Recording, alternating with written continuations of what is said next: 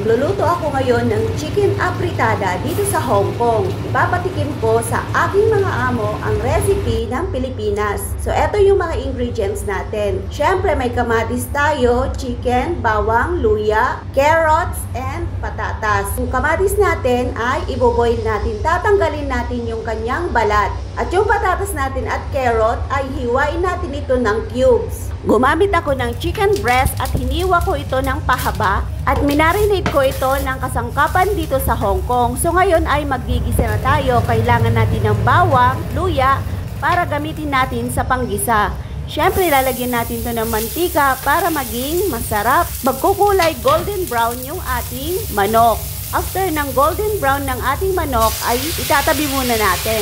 And then luluto natin yung ating mga vegetables. So, sundan nyo lamang po yung recipe natin for today para maipatikim nyo sa inyong mga amo dito sa Hong Kong. Kapag nailagay na natin yung manok, hinaan po natin yung apoy para hindi siya masunog. So, itatabi na po natin mamaya para igisa na natin yung ating mga ingredients na carrot, patatas, at saka kamatis. Riniprito ko muna yung patatas at saka carrot kasi mas lumalabas yung lasa at saka mas mabango yung kanyang amoy kung ito ay priniprito natin. So, iprito natin muna ng mga 5 minutes or 6 minutes. So, tinakpan ko muna siya para mas madali siyang maluto. Maglalagay na tayo ng kamatis. Ito yung gagawin natin sauce.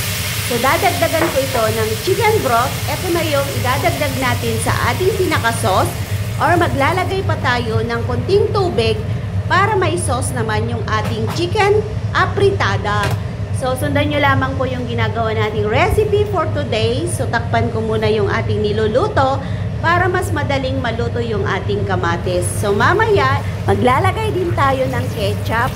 At saka kung mayroon kayong cube na curry, maglalagay kayo kasi ayun po yung available dun sa ref namin. Kung wala po kayong cube na curry, dagdagan nyo na lamang po ng oyster sauce, depende po sa panlasa na gusto nyo. Pero ako naglagay ako ng ketchup at saka cube curry kasi yan po yung available dun sa ref namin. So, depende na po sa inyong pag-adjust ng inyong lasa kung ano yung ilalagay nyong pampalasa sa inyong chicken apritada.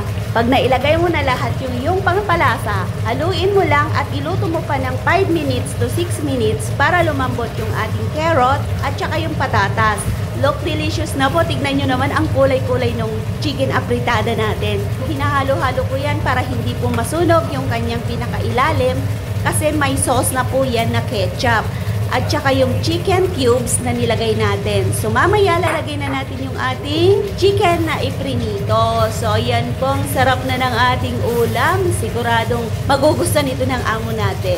So, yung niluto ko nun na apritadang baka, gustong-gusto nila. So, ngayon ay chicken apritada naman yung ating ipapatikim sa ating mga amo. At sana ay magustuhan nila ito.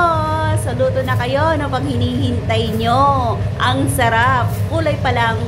Lasap na yung linamnam at sarap ng aking niluto. So, gustong-gusto to ng alaga ko pag ganitong kulay. Talagang ang dami niyang nakakain. So, takpan muna natin to para madaling lumambot yung ating carrots at saka yung patatas natin. Pero huwag kalimutan na haluin kasi masusunog po yung pinakailalim. So, thank you so much po sa inyong panonood ng aking cooking recipe dito sa Hong Kong. Bye!